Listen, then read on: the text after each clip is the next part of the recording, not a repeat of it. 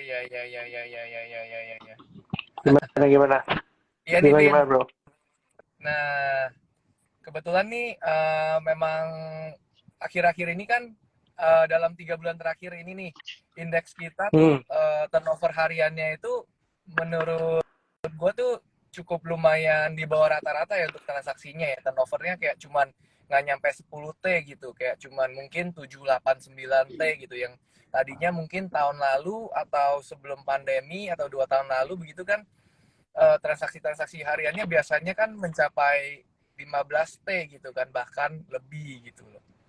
Tapi hari oke. ini cukup terjadi anomali lagi nih, tiba-tiba ngelonjak jadi 33T ya kalau nggak salah hari ini nih, kalau nggak salah nih Betul, betul, transaksi betul. indeks kita.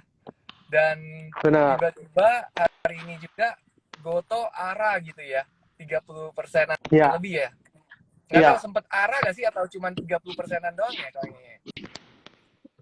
Arah langsung. Jadi pas pre-closing tuh langsung arah. Pas pre-closing. Langsung ARA ya. Langsung arah pas Nah, pre-closing. apakah memang ini Goto ini karena memang berita-beritanya kan dia mau masuk MSCI segala macem gitu kali ya. Jadi fund-fund segala macem berbondong-bondong untuk beli kali ya. Kalau gue lihat sih flow-nya memang ini ya, memang karena rebalancing ya. Tapi yang gue nggak nyangka, Ya, yang gue nggak nyangka itu memang gotonya tuh sampai arah gitu. Gue nggak nyangkanya itu sebenarnya. Mungkin banyak dari teman-teman iya, juga iya. nggak nyangka. Gue rasa juga semua juga nggak nyangka gitu kan. Kayak kayak semua saham itu digebuk gitu ya. Semua orang masuk goto semua kayaknya ya. Ya semua orang tuh Bener-bener. masuk goto semua dan itu tadi gue lihat pas kunci pertama kali itu kalau nggak salah lotnya ya itu 200 juta lot bro. Hmm, hmm, hmm. 200 juta dan Oke, itu kan bukan bukan duit kecil gitu kan pasti. Lu sudah rebalancing MSCI 200 juta lot itu kan nggak kecil gitu. betul. Dan kayak banyak saham yang memang kayak digebuk yang langsung ARB ARB ARB banyak banget tuh kayaknya. Oh iya Ya ya. nggak sih? Jadi kan kalau transaksi kecil banget kan kayak cuma belasan T gitu-gitu kan, cuma 8 T, Ya, 9 T gitu kecil banget. Dan hari ini kan anomali kan karena memang rebalancing MSCI kan. MSCI itu sendiri aja Goto aja itu 6 triliun sendiri. Goto loh ya. Kita ngomong Goto itu hmm, sendiri itu 6 triliun. Ya belum saham yang lain gitu kan yang di rebalancing juga gitu. Karena kalau MSCI itu kan passive fund kan. Maksudnya dalam arti ya lu mau harga berapapun dihajar gitu kan asal masuk ke indeksnya. Makanya kenapa ya semua misalnya yang keluar ya ARB, yang masuk ya naik banyak gitu. Nah, justru yang menarik itu yang ini bro, justru yang menarik itu yang hari ini turun. Itu yang gue incar malah, bukan yang betul lagi betul. naik. Nah, Ya kayak yang lagi naik kayak tadi justru gua ada ada lihat banyak kayak seperti sektor properti banyak yang turun-turun juga ya, ada BSDE yang hmm, turunnya sampai hampir 6%, kayak CTRA tapi cuman turunnya mungkin 2,3% begitu ya. Ada SMRA hmm, juga turun ya. dia ya ya ya. Kalau gue bilang sih ada beberapa kan yang jelas ya masuk kayak di delete gitu kan. Itu kan Hmm. gudang garam kan di delete salah satunya. Nah, itu justru yang gue Oh, lihat pas di closing menarik. Karena dia di-delete dari situ, pasti dibuang kan. Nah, cuma yang gue nggak sangka juga, nggak ARB. Biasanya kan kalau dibuang itu kan ARB ya, biasanya. Nah, ternyata pas di closing kan cuma minus 1%. Berarti kan ada demand sebenarnya untuk gudang garam. Sebenarnya gitu. iya, betul.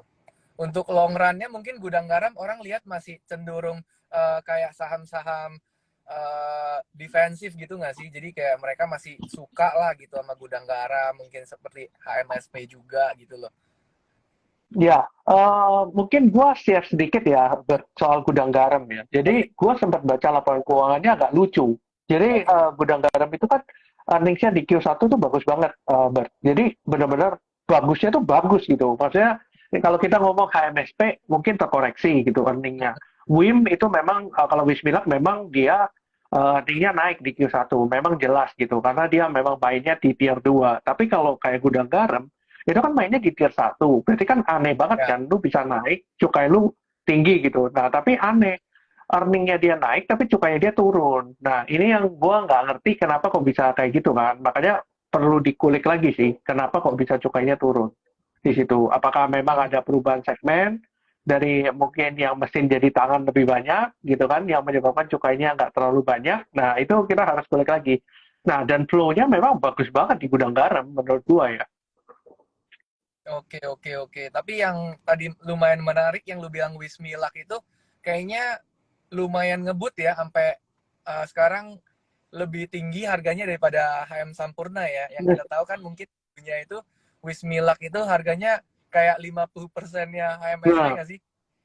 ya betul. Ya nggak sih? Karena sebenarnya kan kayak Wismilak tuh kan main di tier 2 kan. Maksudnya Ah, Wismilak itu memang pinter. Maksudnya kalau misalnya contoh ya, kita volume produksi rokok. Kalau kita ngerti bahwa cukai rokok itu mainnya gimana.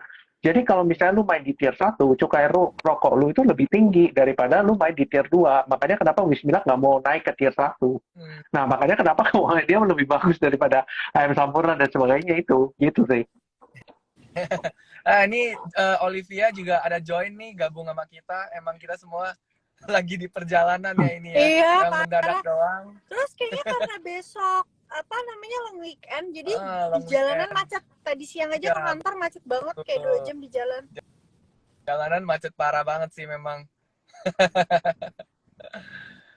Ya mungkin teman-teman yang baru join juga, kita hari ini live-nya nggak lama, 30-40 menit. Ya mungkin semoga ini isinya daging-daging semua buat teman-teman. Bisa untuk tahu kenapa hari ini kira-kira indeks kita mengalami anomali dari transaksi yang tiba-tiba meningkat sampai 30 T-an, dan juga kenapa Goto ARA nih hari ini nih. Gitu teman-teman. Kira-kira ada insight gak dari Olive mengenai kenapa hari ini Goto naik sampai ARA begitu, tiba-tiba di menjelang closing? Kalau nggak salah hari ini rebalancing kan ya, MSCI. Hmm. MSCI ya.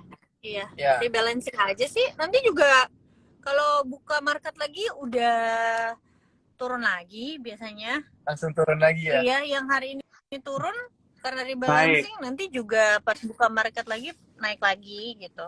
Oh iya, hari Nah, Senin itu udah mulai ARB-nya bukan cuma 7% 15. ya? 15. Udah start Udah 15. Iya. 15. Waduh, udah mulai ini ya. Berarti ibaratnya kalau misalnya benar ya, misalnya asumsi kita benar ya, karena kan Goto Ya, arah kan posisinya 35% kan. Berarti Goto jadi pembuka ARB 15% gitu kan. Hari pertama. waduh. Ya, soalnya dia naiknya kan signifikan kan. Maksudnya Ya, dalam arti lu ketika lu dikasih bid 100 juta lot aja habis gitu. Berarti kan ada yang seller beneran gitu. betul, Gitu betul. aja. Tapi sebenarnya kalau misalnya ada memang trader atau investor yang pagi tadi beli nih misalnya nih, dia memang lagi mau invest di Goto atau segala macam, dan ternyata pas penutupan tadi kan ARA begitu, mereka juga nggak bisa jualan sih, ya. Gini, Karena kan kenal gini nih Bar, harga tadi di gua atas. Gini, Bar, tadi gue sempat lihat sebenarnya. Gue sempat lihat tadi memang lognya kan 100 juta lot. Cuma kalau lu Ya, misalnya tahu strateginya ya, lu pasang di pre-closing, itu pasti kena oh gitu. gitu ya. Udah pasti kena, Karena gue lihat pasti kena. arahnya itu masih posisinya tuh ada di sebelah kanan gitu. Oh, Jadi kita nggak bisa langsung iya. buang kiri, Oh, ya nggak sih? soalnya yang tadi itu Bar, pas closing pertama itu lognya bidnya di kiri, arah kiri. Oh gitu. Sebelum Habis itu closing sempat di kiri dulu ya. Oke, oke, ya oke. sempat di kiri dulu, baru diguyur habis itu. Oh, oke. Iya, iya, iya, iya, iya, iya, ya. Gue lihat juga transaksinya soalnya langsung langsung jebret gitu ya. Langsung harganya Langsung. berapa tuh tadi, 147 ya langsung ya. Ya, Iya, betul, langsung gitu. langsung loncat gitu. Padahal kayak 140-annya juga nggak ada yang kemakan, 130-annya nggak ada yang kemakan, 120-annya nggak ada kemakan gitu loh. Dia kayak kalau nggak salah 108, 1010 langsung loncat 147 gitu, yang dari order trade-nya gitu, dari trade book-nya. Betul.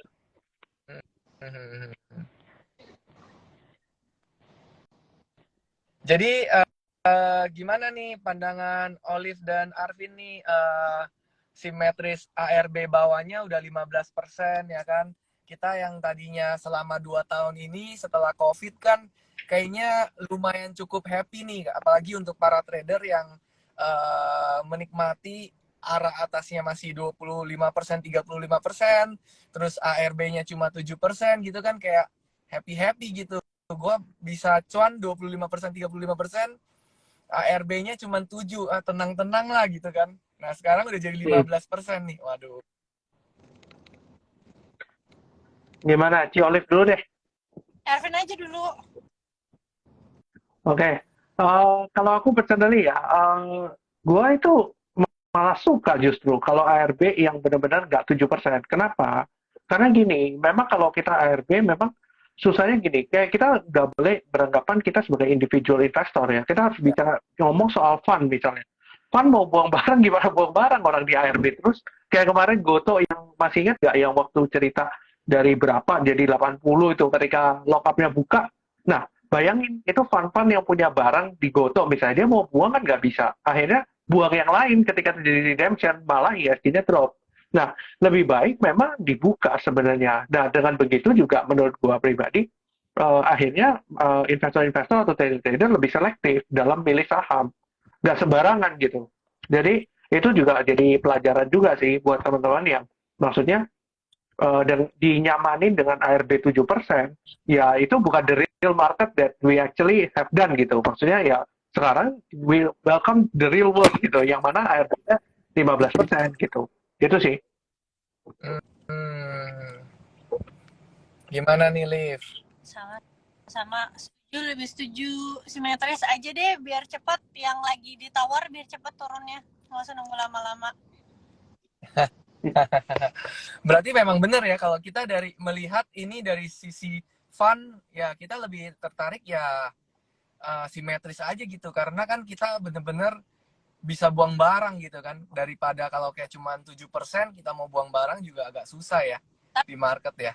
Bisa jadi ya, karena bulan Mei ini kan sebenarnya mostly banyak yang koreksi, walaupun tetap ada saham-saham yang juga ya, kayak BCA, PRI ya, beberapa saham lah tidak koreksi, tapi kan banyak kan yang lain itu koreksi komoditi. Bisa jadi sebenarnya tekanan jualnya itu di bulan Mei ini gitu, di bulan Mei ini karena antisipasi duluan ARB simetrisnya.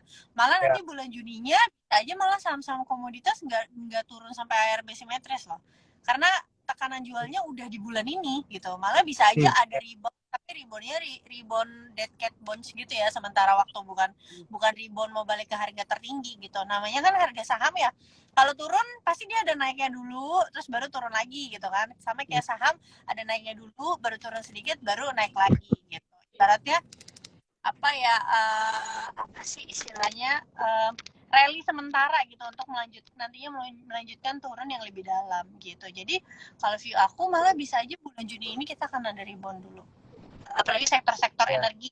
Tapi reboundnya itu rebound terbatas aja, bukan kayak misalnya kamu harapin ITMG sekarang berapa sih, 22.000 ya, kamu ITMG dari 22.000 balik ke 35.000 ya, paling rebound bentuk apa sebutnya, higher low ya, lower high baru gitu. I see. Karena memang kan kita lihat dari historical index itu sendiri, memang dari tahun ke tahun itu memang dari bulan Mei sampai Oktober memang ombaknya cukup lumayan tinggi ya, yang kayak memang indeksnya kalau misalnya nggak turun pun nggak kemana-mana gitu indeksnya, ya nggak sih? Iya. Dan lebih cenderung turun gitu loh. Betul. Gimana? Soalnya gini juga sih, Bar. Gue punya view tuh memang ISG akan sideways lebar. Jadi range-nya itu ya lebar banget dari 6.500 sampai 6.900 kalau nggak salah, 400 poin atas bawah. Nah, berarti kan sekarang kalau kita bilang kan ini sudah mendekati supportnya kan. Let's say ini kemarin ini kan mantul nih dari gara-gara Goto gitu ya. Maksudnya ini kan ada anomali gitu kan. Nah, nanti berikutnya besoknya ya kita lihat lagi apakah yang pastinya yang terkoreksi akan naik, sedangkan yang naik akan turun. Nah, kalau kita lihat sekarang misalnya tadi gue juga sudah sempat bahas bahwa memang kalau sudah disupport begini ya sangat apa ya? Kalau gue bilang itu sangat nanggung. Maksudnya lu mau cut loss nih, besok terbang. Karena sudah disupport gitu. Nah, jadi Ya, agak susah. Makanya kenapa gue bilang bahwa selama kita punya framework investasi dan memang kita yakin dengan framework investasi itu, ya nggak usah takut, nggak usah khawatir gitu. ya benar-benar. Karena kan kita lihat juga kayak udah beberapa sektor investasi tuh kayak misalnya properti juga masih di bawah-bawah Hmm. levelnya, dan kayak komoditas-komoditas kayak batu bara segala macam juga udah turun cukup signifikan ya sejak mereka kayak kemarin bagi-bagi dividen segala macam. Dan ada yang kayak di luar ekspektasi pasar yang tadinya memang kayak Adaro gitu ya, yang kayak dulu biasanya di expect pasar dividennya 70%, ternyata kemarin cuma 40% gitu ya. Makanya dia jadi sempat Iya. turun juga kan. Begitu.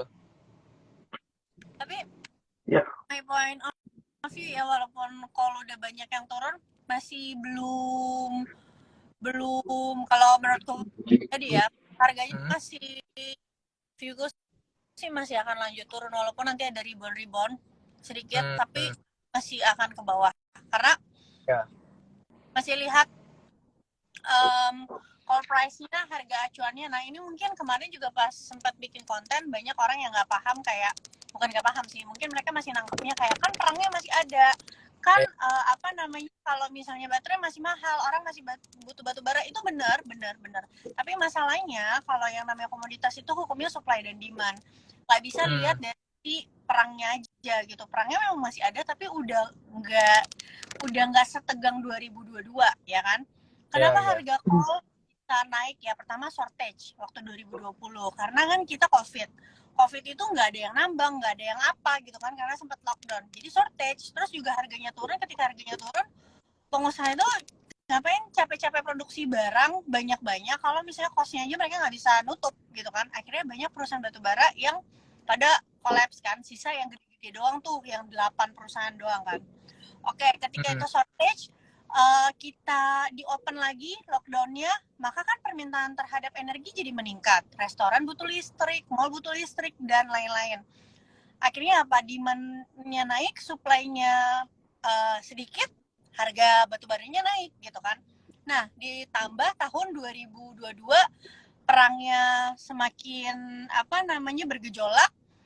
Waktu itu kena gasnya di embargo kan, sama Rusia. Nah, kita itu kena kelimpahan dari Eropa yang memang shifting ke coal lagi, padahal tadinya mereka pakai gas ya, karena gasnya itu kan di embargo kan Rusia itu. Waktu itu harga gasnya juga banget. Teman-teman harus tahu coal itu substitusi dari gas gitu. Pilihan utama mereka adalah gas. Ketika harga gasnya tinggi, wajar mereka akan cari yang lebih murah. Tapi masalahnya sekarang harga gasnya sudah turun. Jadi buat apa alasannya Eropa dan negara barat harus pakai coal lagi? Ketika gasnya turun, ya udah pasti coalnya juga turun gitu kan. Cuma memang turunnya nggak akan ke 50 karena ya efek tadi, masih ada perang dan lain-lain. Tapi ya pasti ada koreksi gitu. Jadi semua itu hukum supply dan demand. Ingat, ketika krisis atau beberapa negara krisis, demand terhadap energi itu akan turun loh. Ya kan? Demand terhadap energi akan turun. Ya balik lagi, namanya komoditas ya pasti hukumnya supply dan demand. Itu yang teman-teman harus perhatiin. Makanya no wonder harga cuma sekarang turun kan. Dari tahun kemarin juga sebenarnya udah banyak kan yang ngomongin 400 itu udah titik tertinggi, dan 2023 itu kemungkinan besar akan turun. Dan benar, bahkan aku sempat nulis tahun lalu, aku pikir turunnya cuma sampai $200 aja, dan ternyata lebih dari itu. Sekarang Rotterdamnya aja udah ke bawah $100. Nah, Rotterdam ini kan pelabuhan, Rotterdam sama Newcastle. Kalau dua pelabuhan ini harganya beda, kira-kira kita kalau jadi buyer coal, mending beli yang mana? Beli yang murah dong. Maka yang lebih mahal Newcastle-nya pasti lambat laun akan ngikutin harganya Rotterdam. Nah, terbukti kan, baru minggu lalu harga Rotterdamnya tuh masih 150-an, sekarang udah 130-an. Karena harga Newcastle-nya ya, karena harga Rotterdamnya udah turun lebih dulu gitu. Oke. Kalau itu sektor coal-nya Ya. gimana, Vin? Oke, mungkin aku nambahin sedikit ya. Tadi yang disampaikan Jolif itu udah benar semua. Jadi memang coal itu kita nggak bisa bullish karena memang di tahun 2022 is a best case ya for coal ya. coal di harga 400 itu very very expensive dan memang sangat mahal ya. Dan itu menyebabkan inflasi di semua negara. Dan memang itu kan jadi substitusinya gas. Dan tadi Ciolif udah jelasin juga mengenai substitusi gas. Tapi ya, ada satu hal yang menarik memang, di mana dengan harga batu bara sekian, perusahaan coal tidak rugi sebenarnya. Perusahaan coal tidak rugi. Nah, perusahaan coal tidak rugi. Nah, yang jadi masalah perusahaan coal itu kan nggak rugi sebenarnya. Cuma memang kita harus sadar bahwa stock market is actually forward looking, bukan backward looking. Nah, forward looking berarti kita harus lihat 2023 compare to 2022 kan. Nah, seberapa yakinkah kita tahun 2023 akan sebaik 2022? Menurutku nggak mungkin gitu dengan harga coal yang sekian. Dan memang kalau kita ngomong harga pendapatan perusahaan batubara yang kali ini itu naiknya bukan karena volume, but karena price. Jadi kalau misalnya price-nya drop, kuantitinya sama, ya pasti earning-nya drop, udah pasti. Tapi dia tidak akan rugi. Nah, cuma kita harus aware juga bahwa stock market itu kan is about expectation kan. Ketika ekspektasi di depan itu jelek, maka ya harga sahamnya harus di-downgrade dulu. Gitu. Jadi untuk coal holder ya menurutku dari tahun lalu cuma bisa memanfaatkan dividen. Dan itu aku udah sampaikan di tahun ini. Dan ternyata pun dividennya juga tidak sesuai ekspektasi gitu kan. Adaro cuma 40%, lalu ITMG juga di bawah konsensus gitu ya. Jadi memang untuk batubara menurutku untuk batubara kali ini menurutku udah belum dulu. Nanti masih ada potensi penurunan ketika nanti PI-nya kita rasa murah, nanti kita baru masuk lagi dengan earning yang sudah di-adjust. Oke. Berarti apalagi sekarang ini marak-maraknya vehicle EV gitu yang menggunakan baterai listrik, kayaknya memang sektor baterai kayaknya lumayan menarik ya. Pekan-pekan terakhir 2-3 bulan yang kayak Dharma juga kayak gitu ya. Dharma tuh sebenarnya bukan EV sih, dia tuh kan lebih ke sektor pendukung ya, lebih ya, ke mobil sektor pendukung gitu. Terus memang kan baru waktu tahun lalu juga memang abis menang deal sama Daihatsu dan lain-lain gitu. Mungkin kalau nikelnya mau jelasin? Nggak apa-apa, duluan aja. Nanti aku nambahin aja. Oke, kalau nikel ya, mungkin aku ambil perspektif dari luar ya, karena perspektifnya kan dari China, terutama demand-nya ya. Mineral-mineral tuh rata-rata jadi stainless steel dan sebagainya gitu ya. Dan rata-rata yang mengimpor tuh China sebenarnya. Dan China itu seperti kita tahu ya, Hang Seng Index saja berapa hari ini minus 2 sampai 2,5%, 2 hari berturut-turut.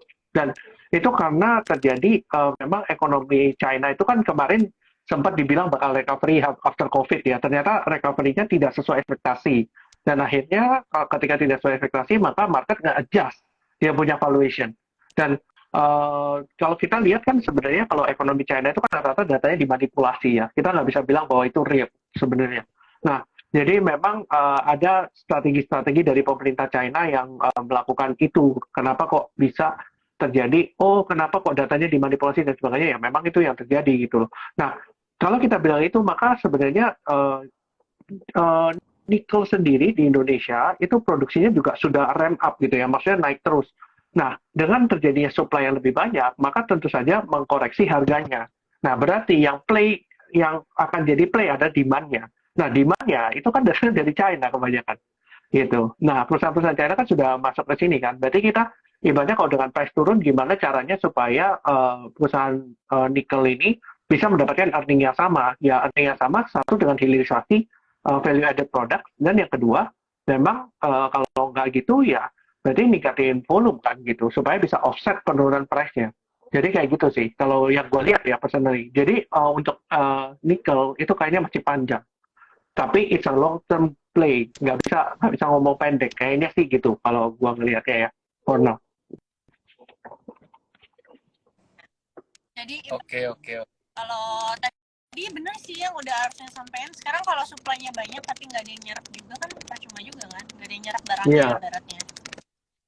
Makanya nggak bisa untung juga, kayak produksinya banyak tapi yang nyerap barangnya yang beli nggak sebanyak itu juga, karena kan sekarang penyerapan nikel tuh sebenarnya masih ke buat kayak panci gitu kan, kayak baterai tuh sebenarnya belum terlalu besar gitu, masih ini jatuh terus, masih butuh waktu yang sangat panjang. Tapi kalau menurut aku ya, kayak misalnya contoh MDKA nih, MDKA itu kan juga lagi kena re-rating karena kemarin uji kelayakan salah satu tambang nikelnya itu yang 7 bukitnya kan kena re-rating kan, perhitungan ulang. Kalau nggak salah tadinya itu proyeksinya itu atau valuasinya itu dari 7 bukit itu 6 juta US dollar kalau nggak salah. Ternyata kemarin uji kelayakannya cuma setengahnya. Nah, ketika valuasi si segmen bisnisnya ini turun cuma setengahnya, ya pasti akan mempengaruhi valuasi dari MDK-nya itu sendiri. Makanya harganya turun gitu kan, kena re-rating.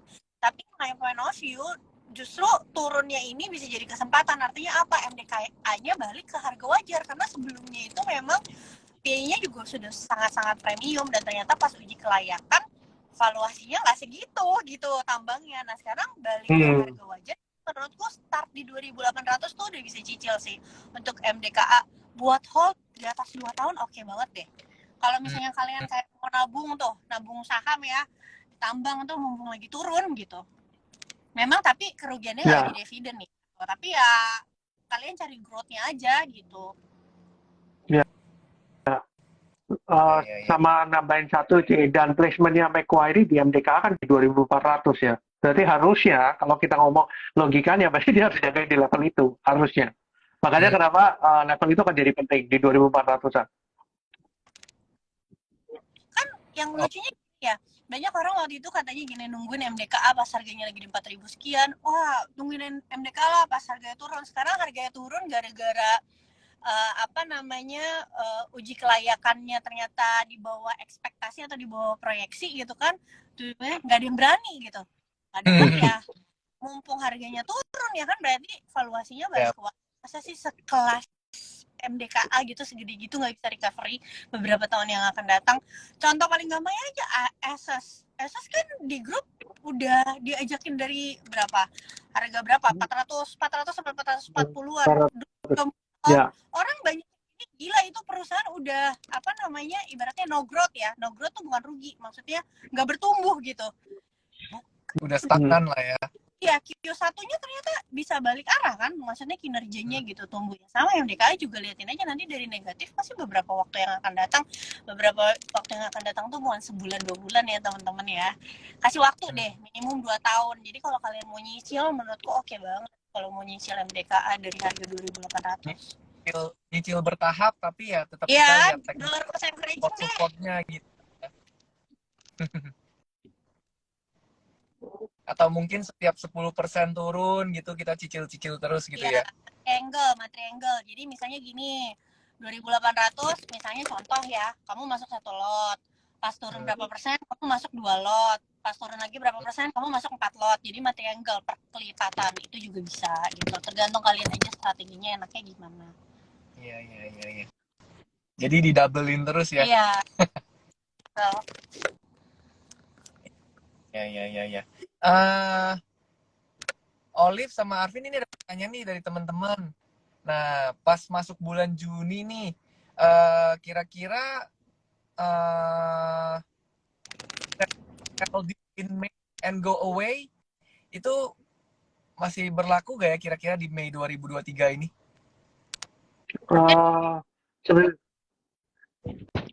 Kalau sell in May and go away kan sudah terjadi ya di bulan Mei 2023 ya. Dan kita sudah lihat bahwa indeksnya melakukan koreksi gitu kan dari awal Mei.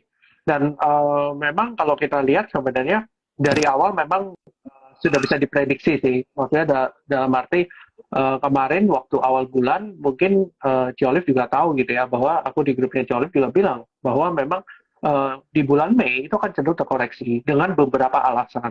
Satu alasan adalah sentimen mengenai The Fed yang akan menaikkan suku bunga. Karena waktu bulan April itu cenderung sepi, nggak ada masalah gitu. Di bulan Mei itu muncul tuh berita-berita soal bank yang mau collapse lah, terus ada macam-macam gitu ya, debt ceiling. Jadi memang cukup banyak masalah waktu di bulan Mei itu. Makanya terjadilah sell in May and go away gitu ya.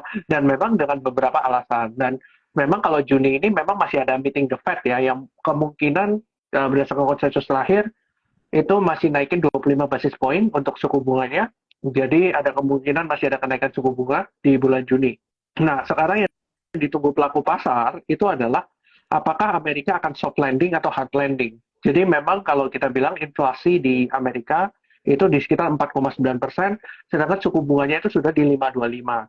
Nah, kalau kita ngomong bahwa suku bunganya sudah di atas inflasi, berarti adalah kita bisa dibilang bahwa memang inflasi di Amerika terkendali secara angka. Nah, kalau dia sudah terkendali secara angka, berarti kita akan melihat data ekonominya. Data ekonominya seperti apa? Contohnya, misalnya unemployment rate, kita bilang unemployment rate apakah naik setelah Fed melakukan penaikan suku bunga yang luar biasa. Nah, itu kan yang akan ditunggu sebagai pelaku pasar, ditunggu karena mereka mau tahu nih efeknya The Fed melakukan ini itu seberapa parah sih, seberapa ekonomi Amerika bisa jatuh sampai gimana. Nah, so far data-data yang muncul itu menunjukkan bahwa arah-arahnya soft landing. Makanya kalau kita lihat Dow Jones, kita lihat Nasdaq itu malah naik kan akhir-akhir ini. Terlepas dari kasus debt ceiling dan sebagainya gitu loh. Dan kalau kita bilang soal kasus debt ceiling itu menurut gue pribadi itu tidak akan mempengaruhi tidak akan tidak akan tidak dinaikkan, pasti dinaikkan karena itu sudah terjadi, pasti tinggal masalah ada drama apa enggak. Nah, masalah ada drama atau enggak itu tergantung dari presiden dan kongresnya satu partai apa enggak, gitu aja sebenarnya. Jadi Gitu. istilahnya plafon utangnya dinaik lah ya. Jadi US bisa lanjut berutang lagi gitu ya. Iya, iya, bikin obligasi lagi kan gitu. Ya betul.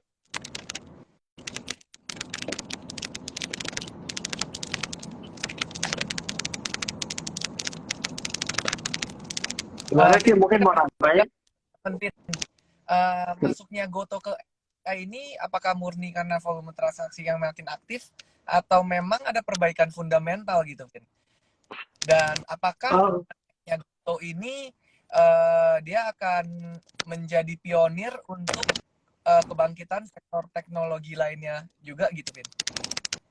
Oke, kalau kita bilang Goto yang masuk MSCI, kita harus ngerti bahwa MSCI is a passive fund. Jadi dalam arti ketika mereka masuk, itu mereka nggak peduli di harga berapapun, mereka sikat aja gitu. Itu yang terjadi di Arto kan waktu itu. MSCI waktu masuk 12.000 dan akhirnya masuk di deletion di 2.000 gitu. Akhirnya dia cut loss juga kan di 2.000 gitu. Nah, jadi memang ini adalah passive fund gitu loh. Dan kalau kita bilang kenapa Goto itu maksudnya di seratusan ditahan, ya ada kemungkinan gitu ya bahwa memang beberapa manajemen dari Goto kan sudah diganti. Contohnya seperti Bu Melisa Juminto, itu kan CEO-nya Goto yang baru.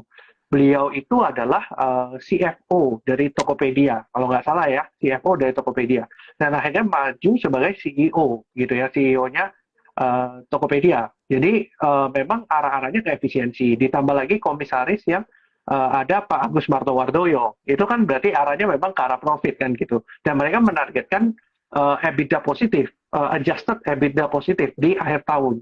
Nah, berarti kita expect bahwa orang-orang mengekspektasikan bahwa adjusted positif EBITDA itu akan terjadi di akhir tahun. Nah, kalau misalnya itu tidak terjadi di akhir tahun, maka itu akan terjadi re-rating dan evaluasinya lagi. Jadi orang yang sekarang lagi chip in di Goto, mereka beranggapan bahwa mereka yakin bahwa adjusted EBITDA-nya Goto itu akan positif di akhir tahun. Jadi kalau gue lihat sih ya tergantung kalian percaya nggak gitu adjusted EBITDA-nya Goto bakal positif nggak. Kalau percaya Ya, ya chip in dong gitu. betul. Apalagi kalau memang kita memang sering pakai Tokopedia atau misalnya platform marketplace lainnya seperti Shopee segala macam, memang kalau kita lihat kan dia udah mulai naik-naikin tuh ya harga biaya Hmm, adminnya segala macam ya. ya Karena betul. lumayan berasa dari 1.000 naik ke 2.000 atau 3.000 begitu kan lumayan berasa gitu karena pengaliannya kan banyak kan transaksinya untuk hariannya begitu. Ya mungkin Ci Oli bisa nambahin Ci mengenai Goto. Hmm. Aku nggak tahu sih ya kalau yang belum baca kalau yang terkait EBITDA dan segala macam. Cuma kalau yang namanya indeks itu teman-teman, indeks itu nggak mesti perusahaan itu punya fundamental baik. Kadang yang dilihat juga market cap atau kapitalisasi pasarnya gitu.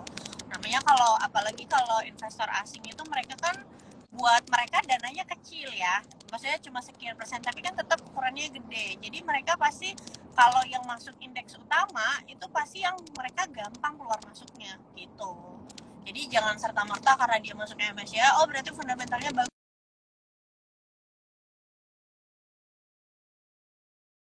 Ada perbaikan juga, itu market kapitalisasi kalau yang dilihat. Ya kalau dapat yang kayak bonus, yang kayak BCA, BRI, BNI ya udah bagus, market cap-nya juga bagus gitu misalnya. Tapi kan nggak semua kayak gitu. Ya contoh aja kan Ya karena kita aja kayak LQ45 gitu kan. betul. Karena kayak masuk MSCI itu kan kayak ada kriterianya ya. Jadi kalau misalnya free float-nya, saham aktifnya berapa banyak diperdagangkan dalam satu periode tertentu, nanti itu dia udah memenuhi dia punya level gitu. Nah, dia bisa masuk tuh ke MSCI gitu loh. Bisa. Betul. Jadi memang ada syarat-syarat ketentuannya lah dari saham yang seberapa aktif diperdagangkan di bursa gitu kan. Betul. Ya. Menurut Arvin dan Olive nih, view untuk bulan Juni kira-kira sektor apa nih yang melaju nih di indeks kita? Karena sektor kan terus time frame bulanan gitu ya, jago amat kayaknya itu. Iya. Susah loh, benar-benar susah. Maksudnya kalau time frame bulan itu susah banget mau prediksi itu. Kita tahu jawabannya. Iya, Udah belum ya. tahu. Tapi kalau nanyanya sektor ya 1 tahun ke depannya nanyanya bulanan loh, hebat. bulanan. Iya. Aku nggak tahu. Karena kan tahu aku kalau selama 3 bulan terakhir kita lihat yang kayak tadi gue bilang juga, maksudnya banyak sektor yang mengalami penurunan, bahkan kayak stagnan aja gitu di level bawah gitu kan. Yang perform kan cuman kayak 4 big banks ya, kayak Mandiri, BCA, dan otomotif kan ini otomotif juga. Oh iya.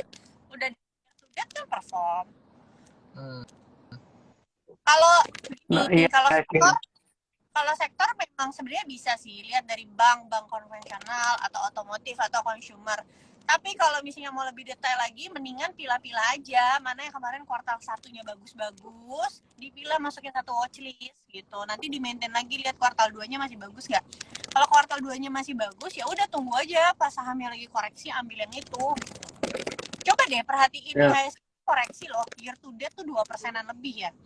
Banyak saham udah turunnya mungkin 20%, 30%. Coba emiten-emiten yang mostly kuartal 1-nya bagus. Kayak apa ya misalnya? BRI, BCA, terus NISP, BNGA, Auto, DRM nih yang kuartal 1-nya bagus-bagus ya. Bird, mana mereka koreksi? Nggak ada loh. Koreksinya pun dikit banget. Kalian lihat aja mau nambah barangnya juga, kita yang beli di bawah mau nambah barangnya juga bingung nih, takut dia koreksi tambah dalam tapi ditungguin koreksi kayak emiten yang lain gak koreksi gitu kan. Tapi lihat deh koreksinya semua dikit-dikit banget. Kayak kita yang punya di harga di bawah juga mau average up-nya bingung. Kalau kita average up buru-buru nanti dia turun, ditungguin turun, nggak turun-turun, SMSM. Itu yang satunya kemarin bagus ibaratnya. Kalau yang Q1-nya kemarin jelek-jelek ya udah to the bone semua lah. Lihat harga sahamnya mayoritas ya. Ya. Sebenarnya properti Q1 yang bagus kan, soal harganya pada naik kan. Sebenarnya kan bisa juga gini, maksudnya ada leading data juga kan. Maksudnya laporan keuangan kan is a lagging data. Leading datanya banyak. Kayak contohnya misalnya kita ngomong mobil, berarti kita ngelihat data Gaikindo kan gitu. Itu kan data Gaikindo rilisnya bukan 3 bulan sekali, tapi bulanan sekali. Dengan begitu kan kita sudah bisa prediksi kan ke depan bakal gimana gitu. Betul. Yang menarik jangan kayaknya saham Bluebird nih ya, Bird ya. Yang kemarin sempat viral juga. Sampai turun tangan gitu, cobain expert driver segala macam, sampai bener-bener turun ke lapangan. Oh itu kayaknya memang SR-nya mereka deh. Memang kayaknya setiap karena kemarin pandemi aja kayaknya nggak ada. Kayaknya tapi sebelum-sebelumnya juga mereka nggak ada kok kayak gitu program-program kayak gitu. Bener-bener pengen customer dan experience memang jadi supir drivernya seperti apa gitu ya. Jadi mungkin manajer-manajernya level tertentu semuanya pada turun dan cobain gitu kali ya. Iya, Bluebird deh. iya, iya, gitu juga sih. Sebenarnya kalau kita lihat Bluebird kan berarti dari passenger kan, revenue drivernya. Berarti kalau kita bilang bahwa Jakarta masih macet dan sebagainya, berarti yang pakai public transport kan juga banyak. Nah, concernnya adalah kan kemarin masalah online transportation kan, seperti GoTo dan sebagainya yang mungkin akan disrupt mereka. Dan nyatanya kan sekarang GoTo juga sudah mengurangi promo dan sebagainya kan, gitu loh. Makanya kenapa kadang kalau teman-teman yang jadi investor gitu ya, teman-teman ibaratnya naik Bluebird tanya gitu, tanya ke drivernya, bulan ini rame nggak gitu-gitu loh. Jadi itu kayak semacam survei sih buat gua pribadi gitu. Gua sering kok melakukan itu. Gua sering melakukan itu supaya Karena, mau tahu aja.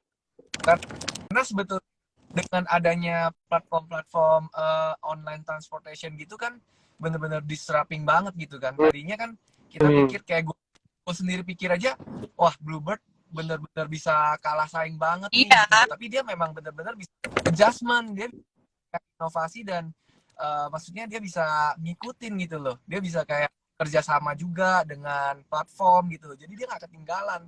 Menurut gue memang hebat sih, bisa survive gitu loh. Awalnya sih kan sampai ke disrupsi kan, tapi menurutku ya karena tadi yang Arvin juga sampaikan kendaraan online itu sekarang harganya udah naik karena mereka kan udah kurangin bakar duit kan, tetap carinya profit.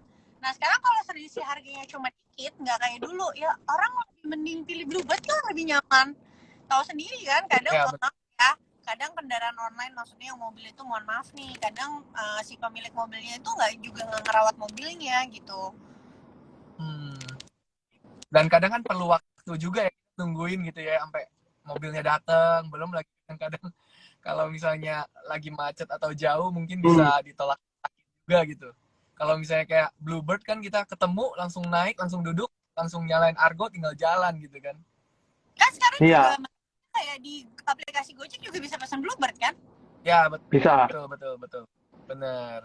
Dan dan kerennya ini, Bert, waktu gua ke Jakarta kan gua sering naik Bluebird gitu kan. Jadi memang maksudnya lu misalnya kayak buka pintu gitu ya, buka pintu lu cari Bluebird di tengah jalan gitu. Tapi lu bisa kayak scan QR code, jadi lu bisa bayarnya online gitu, nggak usah pakai cash dan sebagainya.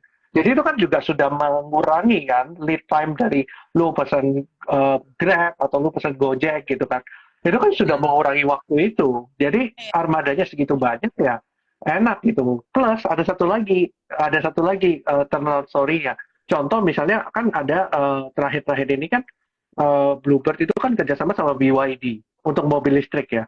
Berarti kan ada terjadi efisiensi di cost juga gitu loh. Itu juga akan menarik sih menurut gua gitu loh. Jadi akan banyak armada dan sebagainya kayak gitu-gitu sih. Dan diharapkan cost-nya bisa turun dengan harganya turun dan sebagainya gitu. Itu tadi Apalagi Arvin bayar Bluebird apa pakai QR. By the way, aku kalau bayar Bluebird pakai kartu kredit loh. Jadi udah terdaftar gitu. Jadi kalau turun tinggal turun. Ya, Kalau benar. sekarang ya. kan kalau ke bandara apa terus kadang kalau mobil lagi dipakai anak pakai Bluebird kan. Jadi udah apa ngelink sama kartu kreditnya suami. Jadi udah tinggal sebut PIN. Maksudnya kan biasa kalau masuk Bluebird, Bu pemesanannya PIN-nya berapa gitu. Kalau turun ya. yang semua ke tol gitu-gitu di dalam situ. Jadi nanti tagihannya udah tinggal kita bayar pas tagihan kartu kreditnya keluar. Semudah itu, gila kan? Jadi pertama gratis dibayarin suami, kedua dapat miles lagi dari kartu kredit. Ini kan kadang-kadang kalau mobil lagi dipakai. Betul. Wah, kayaknya teman-teman yang nonton nih harus langsung peragain nih ilmu teori. Karena kan praktikal yang memang nggak diajarin di sekolahan gitu kan.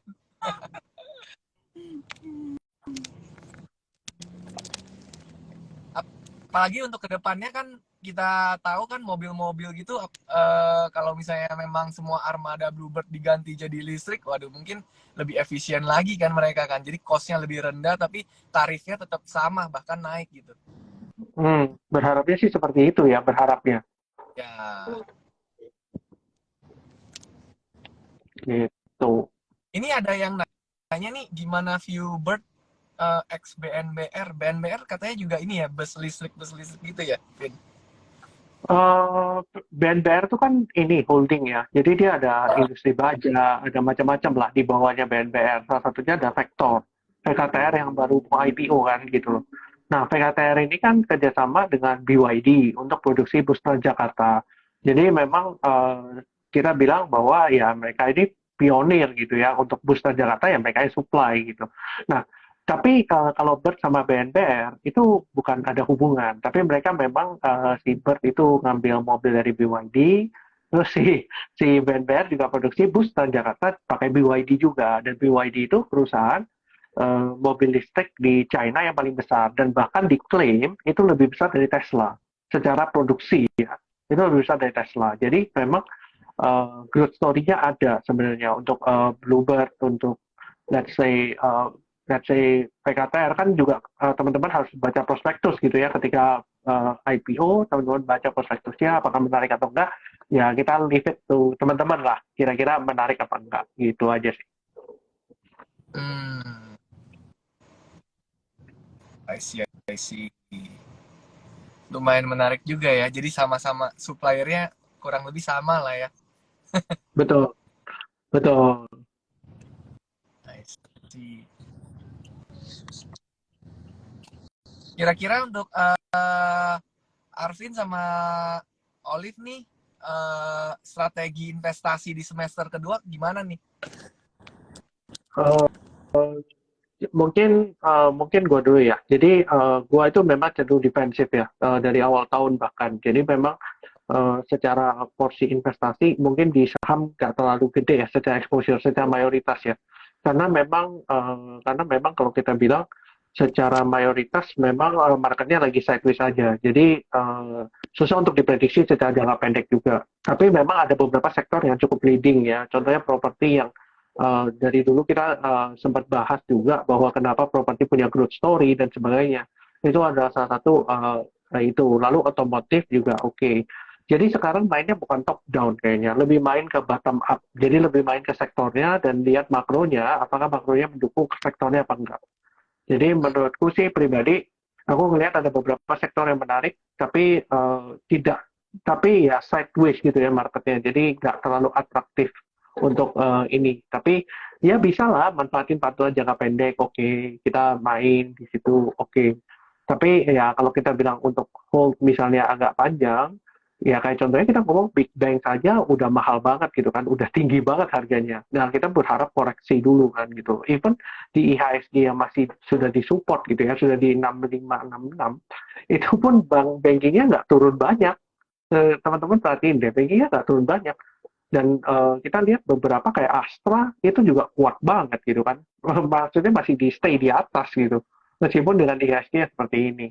Jadi ya aku masih cenderung defensif sambil menunggu beberapa rilis data yang keluar dan memastikan apakah ekonomi Amerika masuk ke soft landing atau hard landing. Setelah itu baru kita pikirin lagi strategi rebalancingnya gimana. Oke. Gimana menurut kau? Simple, kalau dia udah berada di harga yang aku mau, aku beli. Tanpa perlu Fed mau naikin suku bunga, turunin suku bunga, apapun itu.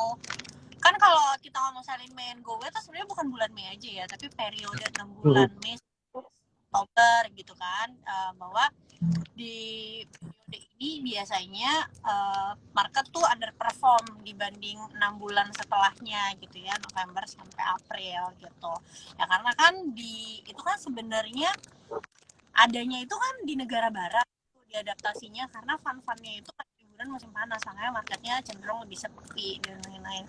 Tapi kalau aku sih ya balik lagi ya, kita kalau mau fokus sama IHSG-nya juga yang kayak mapa aja bisa beggar loh, year to date. Kan? Benar. menurutku daripada fokus sama IHSG-nya kemana, yang sektornya memang lagi sudah waktunya turun karena siklus kayak komoditas, ya biarlah turun. Nanti kalau udah di titik yang memang harga yang kita mau, ya udah mulai cicil. Buat yang harga sahamnya udah naik, kita pengen nungguin, ya udah tungguin aja, nggak usah FOMO kejar-kejaran, tungguin aja sampai dia koreksi dulu gitu. Misalnya kayak apa contoh ya? Contohnya apa ya? Ya kadang kan Bird misalnya kan kayak misalkan di masuk nih misalnya dari 1.300, sekarang harganya berapa? 1.000 sama 1.800. Mau average apa juga ya mikir-mikir kan. Harganya belum koreksi banyak, ya udah misalnya tunggu aja dulu, wait and see aja dulu. Tapi kalau misalnya kayak MDKA misalnya kita udah analisa dan kita suka oke, 2018 harga udah masuk harga wajar nih, mau mulai cicil apa juga gitu. Jadi balik lagi tergantung. Kalau aku pokoknya selama harganya udah menyentuh harga yang aku mau, aku akan beli apapun kondisi ekonominya, udah gitu. Mantap. Oke, Olive, Arvin, ini kita waktunya udah mau jam 9, kita udah nggak mau gangguin Arvin dan juga Olive nih. Tapi sebelum kita tutup sesi ini, ya kan udah cukup lama, 1 jam juga nih.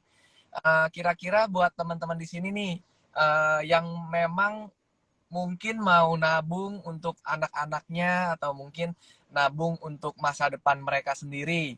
Kalau misalnya bisa pilih cuma 3 saham nih, 3 ya. Olive pilih apa? Dan Arvin pilih apa? 3 doang nih, 3. Olive dulu deh. Untuk jangka panjang. Jangka panjang 3 jenis. Tapi ya. Sekarang ya. 3 biji. Kalau Big Bang-nya BBRI. Tapi bukan di harga ya, tunggu koreksi. Jangan di sekarang kan BBRI PBV 3. Jangan PBV 3, kalau bisa di 2, lah.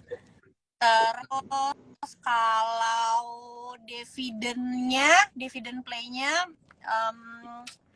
BJBR, BJTM or ADF. Pilih aja salah satu buat dividen play ya. Ya, yang nomor 2-nya ya. Terus satu lagi disclaimer on dong, tetap. Satu lagi sebenarnya kalau biasanya sama BRI mirip-mirip ya, tapi kalau misalnya harga yang sekarang kayaknya growth-nya masih lebih oke BRI. Satu lagi jangka panjang ya, Telkom ya. Berarti Ci Olive pilihnya BRI, terus dividen play-nya BJBR dan juga Telkom. Ya, dividen. Kalau Arvin BJBR or ADMF lah, pilih aja. Oke. Arvin gimana kalau cuma boleh 3? Gue pilih BRI tadi, cocok ya. Gue suka juga BRI karena memang masih ada growth story terkait Pegadaian sama PNM. BRI menarik gitu ya, tapi tidak di harga sekarang tentunya. Di harga 5.000 juga sudah cukup mahal gitu ya. Jadi menurutku masih ada ruang untuk koreksi. Lalu mungkin ada ICBP, Indofood CBP ya. Tentu aja bukan di harga sekarang juga karena sudah cukup naik gitu ya, karena memang sektor consumer dan dia punya Pine Hill yang harusnya cukup menarik ya secara growth story-nya. Lalu terakhir memang sesuai sama Ci Olive juga ya, ada ADMF ya, karena mereka memang dividennya cukup baik, tapi memang ADMF ini agak cyclical. Jadi dia ada ini kan multi finance ya, kebanyakan revenue-nya. Jadi kita harus ngerti kapan masuk sektor yang pas gitu. Ketika kita masuk ADMF ya jangan pada saat top cycle ya, pada saat bottom cycle-nya kita beli gitu. Mungkin seperti itu sih. Oke. Nah, itu dia ya teman-teman, kalau kalian udah dengar sendiri dari Ci Olive dan juga Ko Arvin nih. Nah, pilihan saham-saham yang kalian bisa tabung untuk jangka panjang. Thank you ya Olive, thank you Arvin untuk waktunya hari ini. Cara singkat kita dan ngobrol-ngobrol singkat kita. Thank you. Thank you. Bye-bye. Thank you.